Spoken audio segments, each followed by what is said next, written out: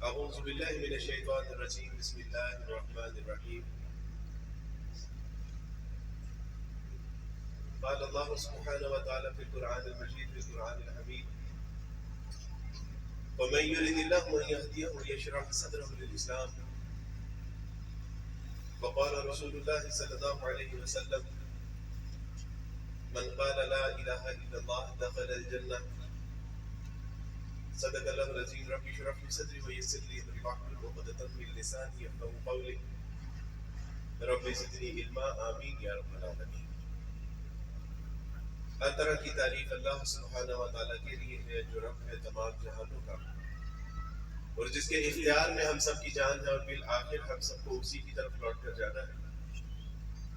کروڑوں درود و سلام نبی کریم صلی اللہ علیہ وسلم کی ذات اقدس پر کہ جنہوں نے بھٹکی ہوئی انسانیت کو ایک ایسا صراط مستقیم عطا کیا کہ جس پر چلنے کا انعام اللہ کے یہاں وسیع جنتیں۔ معزز حاضرین کرام، اللہ سبحانہ و تعالیٰ نے حضرت انسان کو اس قدر نعمتیں عطا فرمائی ہیں کہ اگر وہ ان نعمتوں کو شمار کرنا چاہے تو اس کی زندگی کی سانسیں تو کم پڑ سکتی ہیں، لیکن وہ کبھی اللہ کی نعمتوں کو شمار میں نہیں لا سکتا۔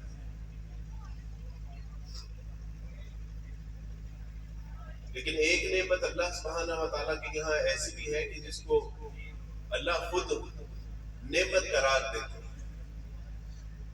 اللہ سبحانہ و تعالیٰ کا قرآن وہ ہمیں بتاتا ہے کہ اللہ سبحانہ و تعالیٰ نے اس نعمت ایمان کو کتنی اہمیت دی ہے۔ اللہ سبحانہ و تعالیٰ ارشاد فرماتے ہیں اليوم اکملت لکم دینکم واتممت علیکم نعمتی ورضیت لکم الاسلام دین،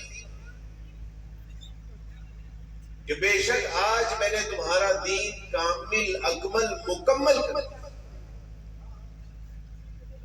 اور اس نعمت کو بطور تمہارے لیے دین پسند کر دیا۔ یعنی ایک تو وہ نعمتیں ہیں کہ جو صبح و شام دن رات ہمیں میسر ہے، آسمان ہے، ہوا ہے، فضا ہے، بحر و بر ہے، چشمے ندی نالے ہیں۔ ایک تو وہ نعمتیں ہیں، ایک وہ نعمت ہے کہ جس کو اللہ سبحانہ و تعالیٰ خود ایک نعمت کبریٰ نہ صرف قرار دے رہے ہیں بلکہ یہ ارشاد فرما رہے ہیں کہ اس نعمت کو تمہارے لیے بطور دین اللہ نے پسند کر لیا۔ میرے دوستو بھائیو بزرگو، یہی نعمت اللہ سبحانہ و تعالیٰ کے فضل و کرم سے آپ لوگ اپنے ماں کے کوکھ سے لے کے پیدا ہوتے ہیں۔ ابھی دنیا میں آئے بھی نہیں ہوتے کہ آپ کا نام عبداللہ عبد الرحمن منتخب کر لیا جاتا ہے، لیکن کئی میرے جیسے لوگ ہیں کہ جو پیدا تو ایک ایسے گھر میں ہوتے ہیں کہ جہاں 3 خداؤں کی عبادت کی جاتی ہے، 33 کروڑ خداؤں کی عبادت کی جاتی ہے، لیکن اللہ سبحانہ و تعالیٰ بعد میں ان کو توفیق عطا فرماتے ہیں، دین کا فہم اور دین کی سمجھ عطا فرماتے ہیں، تو ان کو پتہ چلتا ہے کہ مسلمانوں کا جو دین ہے کتنی بڑی نعمت ہے جو اللہ نے ان کو عطا فرما رکھی ہے۔ اور اس نعمت کے حصول کے لیے بعض اوقات ایسا بھی ہوتا ہے کہ ماں باپ بہن بھائی رشتہ دار خاندان سب کچھ چھوڑنا پڑ جاتا ہے، لیکن پھر بھی اس کے باوجود لوگ اس دین اسلام کی نعمت کو حاصل کرنے کے لیے ہر قربانی دینے کے لیے تیار ہیں۔ اچھا لوگ مجھے پوچھتے ہیں کہ عبدالواجد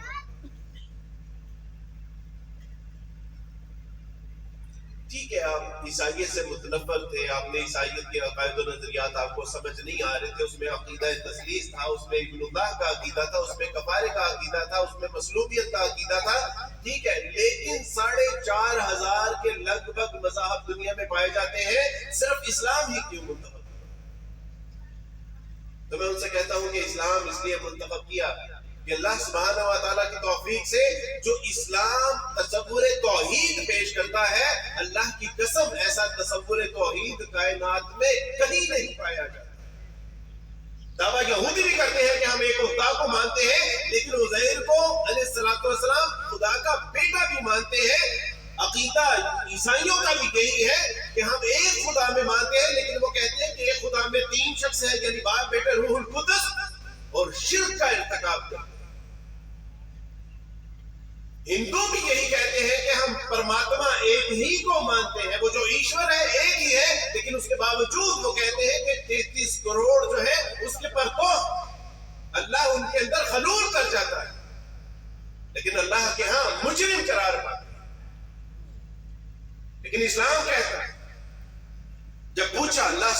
تعالیٰ کے رسول صلی اللہ علیہ وسلم سے یہود و نصارہ نے کہ آپ کہتے ہیں کہ اللہ وحدہ و یکتا ہے، یہ آخر کیا معاملہ ہے؟ یہ کیا ویسا ہی نہیں جیسا لات منات عزا نائلہ یغوث تھے؟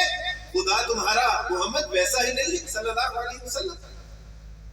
تو اللہ سبحانہ و تعالیٰ نے رسول اللہ صلی اللہ علیہ وسلم سے ارشاد فرمایا قل هو اللہ احد، محمد صلی اللہ علیہ وسلم یہ آپ سے پوچھتے ہیں کہ ہاؤ اباؤٹ اللہ سبحانہ و تعالیٰ، آپ کے رب کیسا ہے کہ لات منات عزا نائلہ یغوث کی مانند نہیں؟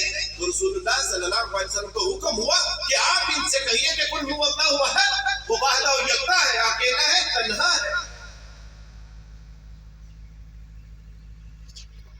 اللہ الصمد، وہ کسی کا بے محتاج نہیں ہے بلکہ ہر چیز دنیا میں اس کی محتاج ہے، لیکن وہ کسی کا محتاج نہیں۔ لم یلد ولم یولد، نہ اس سے کوئی پیدا ہوا نہ اس سے کوئی پیدا ہوا، ولم یکن لہ کفوا احد، اور اس کی مثل کوئی شے نہیں، نہ ریاست میں، نہ سیاست میں، نہ اقتدار میں، نہ اوصاف میں، نہ معاملات میں، نہ حسن و جمال میں اس کی مثل کوئی نہیں۔ پتا چلا کہ اسلام جو تصور توحید پیش کرتا ہے، واللہ ایسا تصور توحید آپ کو کہیں نہیں ملے۔ اب تو خوش نصیب لوگ ہیں کہ جو مسلمانوں کے گھروں میں پیدا ہوئے ہیں، ان سے پوچھئے کہ جو اس توحید کے اوپر ایمان لانے کے بعد جو ان کے اوپر قیامت برپا ہوتی ہے، واللہ بعض اوقات انسان سوچنے پر مجبور ہو جاتا ہے کہ اللہ یا تو میری روح قبض کر لیجئے یا میرے اوپر ظلم و ستم میں کچھ تحفیف عطا فرمائیے۔ ایسے مظالم واقعات آپ کو جیل میں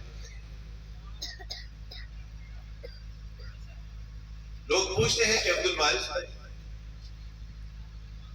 ایک تصور، ایک خدا کا تصور تو دیگر مذاہب بھی دیتے ہیں، آپ نے آخر یہی دین کیوں؟ میں نے کہا کہ جو اللہ سبحانہ و تعالیٰ جو نہ صرف ایک خدا کا جو تصور پیش کرتے ہیں وہ وحدہ و یکتا ہے، مسلمان اس کو مانتے بھی چونکہ تو۔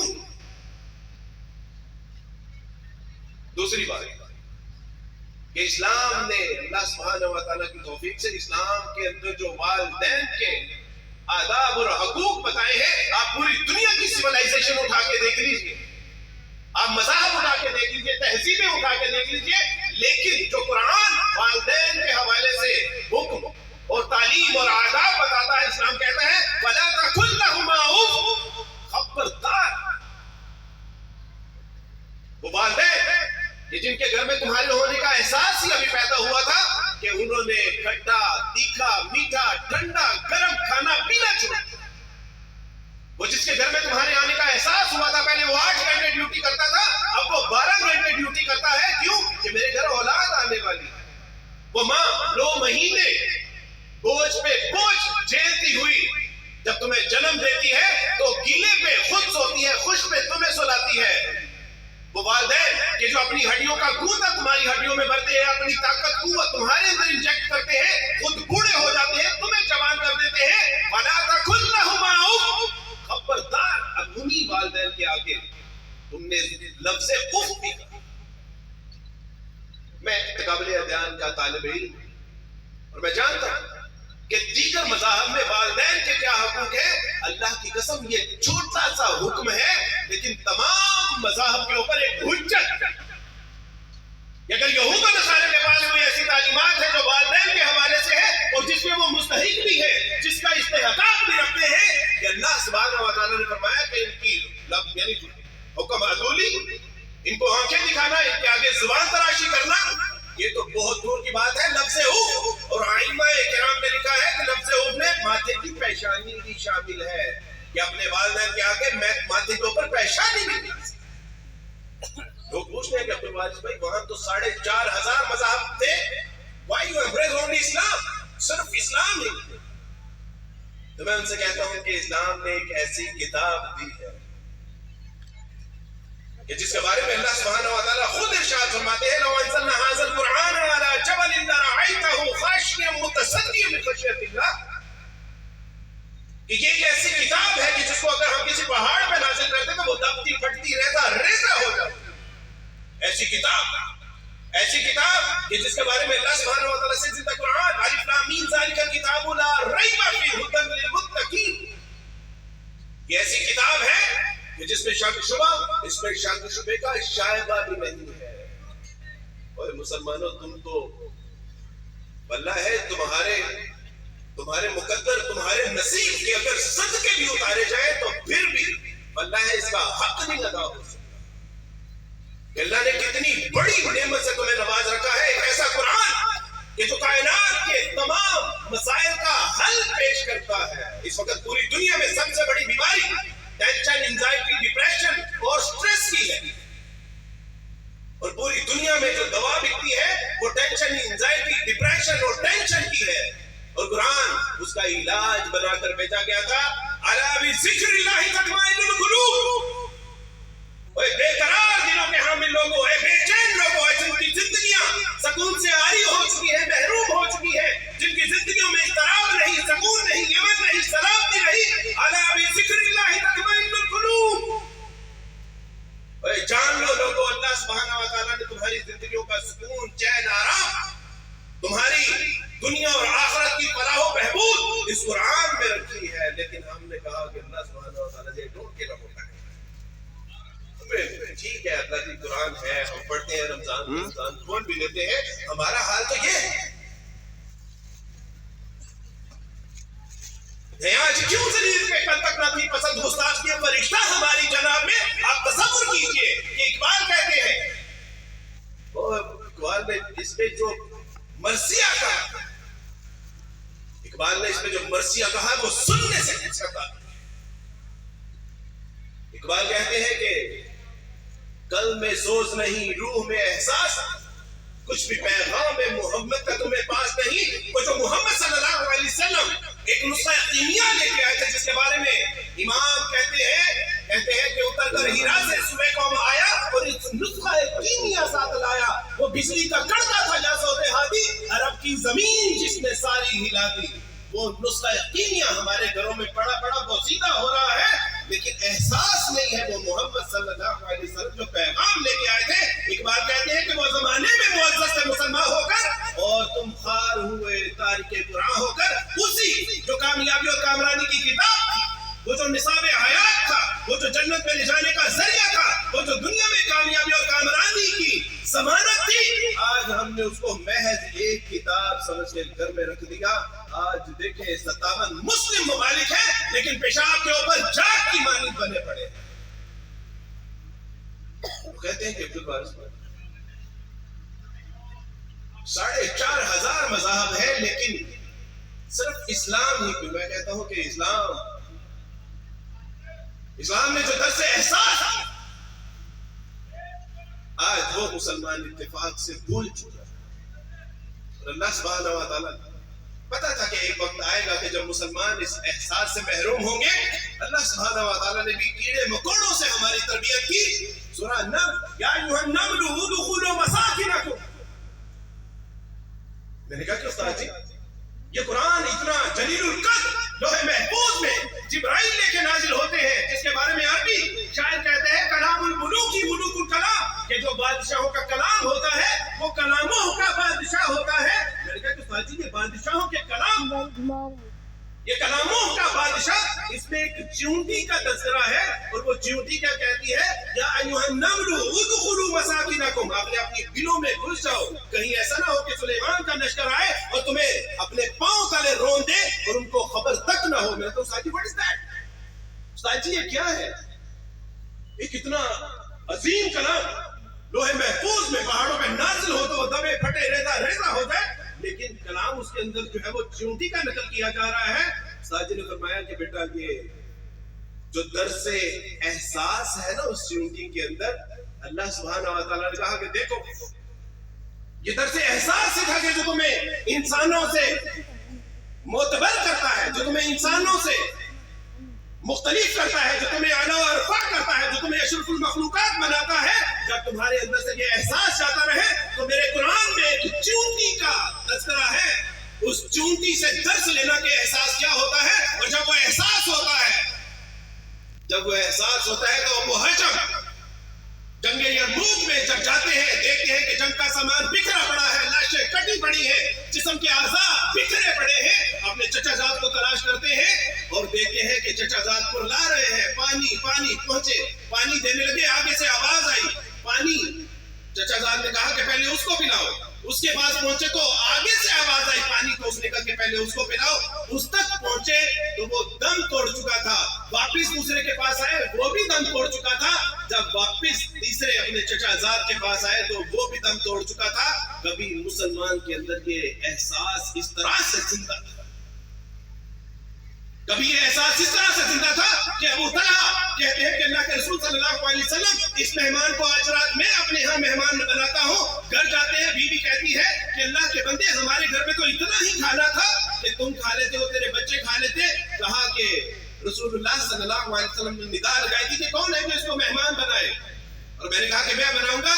बच्चों के लिए हंडिया में पानी डाल के पत्थर डाल देना, उसकी गुड़ गुड़ से बच्चे सो जाएंगे। मेहमान दस्तरखान पे बैठे, चिराग गुल कर देना, मैं मुंह हिलाता रहूंगा, मेहमान शेर होके खा लेगा। जब यही मंजर पेश हुआ, बच्चों ने कहा कि अम्मा भूख लगी है। माँ ने कहा कि बेटा आवाज नहीं आ रही गुड़ गुड़ की। वो गुड़ गुड़ की आवाज उनके लिए लोरी की मानित बन गई। अल्लाह ने उनके ऊपर नींद तारी फरमा दी। अबू तलहा महज मुंह हिलाते रहे, मेहमान शेर होके खाया। अल्लाह के रसूल के पास जब सुबह हाजिर हुए तो कहा कि अबू तलहा, वो तूने तो मजलिस ही लूट। अबू तलहा, जो तूने एहसान और कुर्बानी का मुजाहरा किया है, अल्लाह सुब्हानहू व तआला ने इस तेरी एहसान और कुर्बानी के पेश नजर कुरान मजीद की आयात नाज़िल की है कि वो लोग कि जो एहसान और कुर्बानी का मुजाहरा करते हैं, बावजूद इसके कि वो खुद तंग दस्त होते हैं। सूरह हश्र आयत नंबर 9 जाके पढ़िएगा। जो अबू तलहा, जब एहसास जिंदा होता है तो कौमें वाक़िअतन इंसानों का मुआशरा पेश करती है। जब दोनों कौमों के अंदर से एहसास निकल जाता है तो फिर 57 मुस्लिम ममालिक मुर्दा लाशों की तरह पड़े होते हैं। हमारे बच्चे, हमारी औरतें, हमारे जवान, हमारे बूढ़ों को कत्ल किया जाता है। उनके मस्मार जो है वो मकान मस्मार किए जाते हैं। उनके हॉस्पिटल, स्कूल, कॉलेज, यूनिवर्सिटियों को तबाह बर्बाद किया जाता है। लेकिन हम तमाशाई बने देख रहे होते हैं कि आए रोज हमारे बच्चों का हमारे सामने कत्लेआम किया जा रहा है। वो एहसास आज हम में नहीं रहा, लेकिन कई ऐसे गैर मुस्लिम हैं जो इसी दर से एहसास के पेश नजर आते हैं। कल में सोच नहीं, रूह में एहसास नहीं, और कुछ भी पैगाम मोहम्मद तो तुम्हें पास नहीं। कम से कम अपने बहन भाइयों के लिए आवाज तो उठा सकते हो, बोल तो सकते हो, लिख तो सकते हो, यहूद और नसारा की प्रोडक्ट का बाइकआउट तो कर सकते हो। 20,000 जनाजे, ना हम उनको बचा सके, ना हम उनको दफना सके। खालिद साहब की कॉल है कि अब्दुल वारिस भाई, आपके एजाज में एक साहब अपने फार्म हाउस के ऊपर वो एक आपके एजाज में दावत रखना चाहते हैं, साथ में आपकी खिदमत में शील्ड पेश करना चाहते हैं। तो मैंने कहा कि खालिद मतीन भाई, हमारे घर फोतगी होगी। तो कहा कि अल्लाह खैर करे, कौन फोत होगी?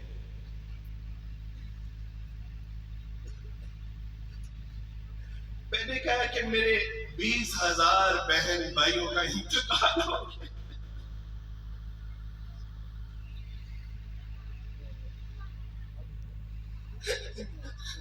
वो मद्दे मुकाबल नहीं थे, उनके पास असले नहीं थे, उनके पास हथियार नहीं थे, उनके पास बारूद नहीं था, उसके पास टैंक नहीं था।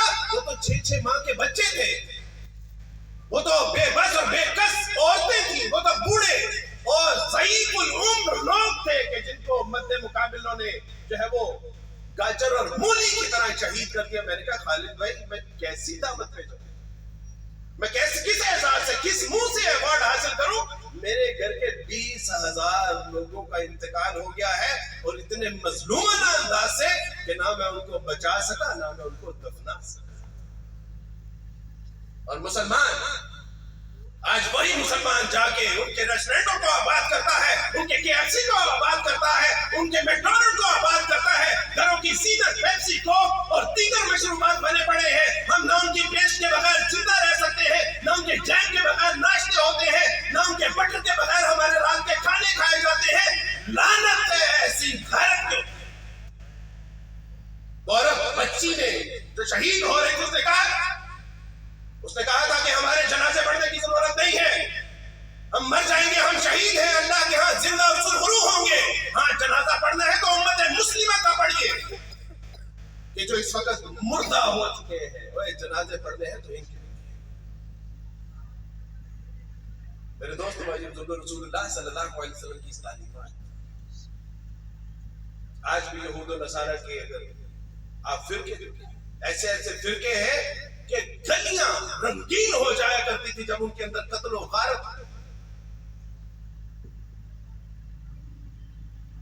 لیکن اسلام نے جو ہمیں درس اخوت دیا کہ جس کے پیش نظر میں نہیں میرے جیسے لاکھوں کروڑوں لوگ اسلام قبول کر رہے ہیں، وہ یہ تھا کہ وَاعْتَصِمُوا بِحَبْلِ اللَّهِ جَمِيعًا وَلَا تَفَرَّقُوا، وہ تفرقے میں نہ پڑو۔ آج بھی ہمارے اندر یہ بحث ہے کہ حماس والے شیعہ ہیں یا سنی ہیں، حزب اللہ والے شیعہ ہیں، حوثی جو ہیں یہ سعودیہ کے غدار ہیں، آج بھی ہم اس بحث میں پڑے ہیں۔ مجھے یہ دیکھنا ہے کہ میرے بہن بھائیوں کے لیے اسلحہ کس نے اٹھایا ہے، آواز کس نے اٹھائی ہے، للکار کس نے پیدا کی اپنی زبان اور آواز کے اندر۔ مجھے آپ یہ بتا رہے ہیں قرآن تو کہتا ہے کہ بالکل قرآن کی رسی کو مضبوطی سے تھام لو، وَاعْتَصِمُوا بِحَبْلِ اللَّهِ جَمِيعًا وَلَا تَفَرَّقُوا، اور فرقہ واریت کا شکار نہ ہو۔ میں نے اقبال سے پوچھا کہ اقبال میں نے اسلام قبول کیا، اور اسلام قبول کرنے کے بعد ایک صاحب ملے اور کہنے لگے کہ عبدالوارث بھائی آپ نے اسلام تو قبول کیا، بڑی خوشی ہوئی، لیکن کون سا اسلام قبول کیا؟ میں نے کہا what do you mean کون سا اسلام؟ اللہ کا دین جو ہے وہ قبول کیا؟ کیا نہیں، میرے کہنے کا مطلب ہے کہ آپ دیوبندی ہیں، بریلوی ہیں، اہل حدیث ہیں، شیعہ ہیں، مالکی ہیں، حنفی ہیں، کیا ہے آپ؟ تو میں نے کہا کہ میرے عزیز آپ دیوبندی کے گھر میں پیدا ہوتے ہیں تو دیوبندی ہوں گے، آپ اہل حدیث کے گھر میں پیدا ہوتے ہیں تو اہل حدیث ہو سکتے ہیں، آپ بریلوی کے گھر میں پیدا ہوں گے تو obviously آپ بریلوی ہوں گے، لیکن میں تو ایک عیسائی کے گھر میں پیدا ہوا ہوں، اشہد ان لا الہ الا اللہ واشہد ان محمد رسول اللہ پڑھا ہے، مجھے بتائیں کہ میں اپنے اوپر کون سا ٹیگ؟ اس نے جاتے ہوئے میرے قریب ہو کے کہا کہ عبدالوارث بھائی آپ نے اسلام تو قبول کیا لیکن ابھی آپ اچھے مسلمان نہیں، کیونکہ آپ نے کوئی فرقہ تو کر نہیں۔ اس وقت تک میں 500-600 لوگوں کو مسلمان کر چکا تھا، اور مجھے خیال ہوا کہ اگر میرا اسلام صحیح نہیں ہے تو پھر یہ 500-600 بھی گئے۔ میں نے اقبال سے پوچھا، میں نے کہا کہ اقبال یہ کیا معاجرہ ہے؟ اقبال نے کہا کہ منفعت ایک ہے اس قوم کی، نقصان بھی ہے، ایک ہی سب کا نبی، دین بھی، ایمان بھی ہے، حرم پاک بھی، اللہ بھی، قرآن بھی ہے، کچھ بڑی بات کی ہوتے جو مسلمان بھی ہے، فرقہ بندی ہے کہیں اور کہیں ذاتیں ہیں، کیا زمانے میں پنپنے کی یہی باتیں ہیں؟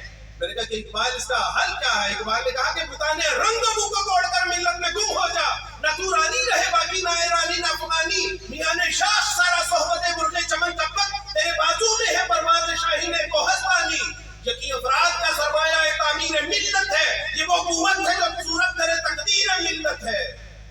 سبق پھر پڑھ صداقت کا، عدالت کا، شجاعت کا، اور لیا جائے گا تجھ سے کام دنیا کی امامت کا۔